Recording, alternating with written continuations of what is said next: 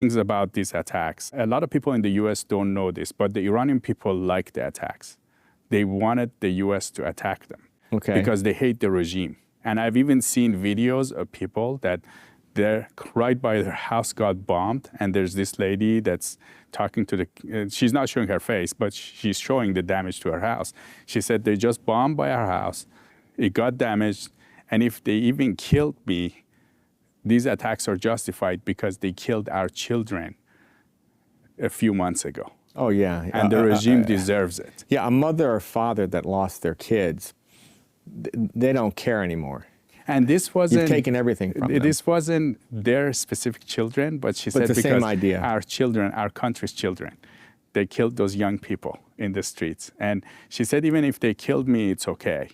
I'm willing to give my life. So the people in Iran are so fed up, the elements that's fed up, because there is that 10%, 5%, 15%, whatever it is that are benefiting from the regime, and they're part of the system.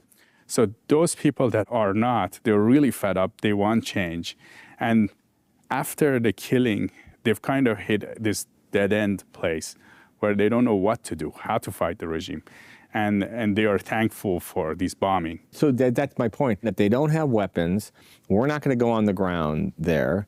How do they go win? How do they take control? They can go to the streets and just get shot again, even if it's 10% of people have the weapons. I mean, what changes it? So that's a good question, and it would be for us to watch what will happen. But there is another key point that is good to know about, that there is a big conflict between the leaders now.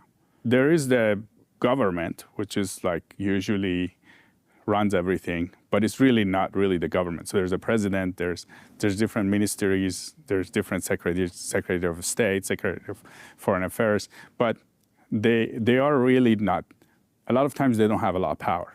And the IRGC is like shadow government that's running everything. And they have 70% of Iran economy they're controlling with their companies, kind of like state-owned companies, but they're tied to IRGC. There is a big conflict between these two groups. We'll see where that goes. There's some internal infighting because IRGC has been attacking all of the countries in the area. And they've been kind of very irrational. So they're attacking countries that actually lobbied so that the US won't go to war with them. They're attacking those countries. It just doesn't make sense, right? They're hitting infrastructure and they're hitting different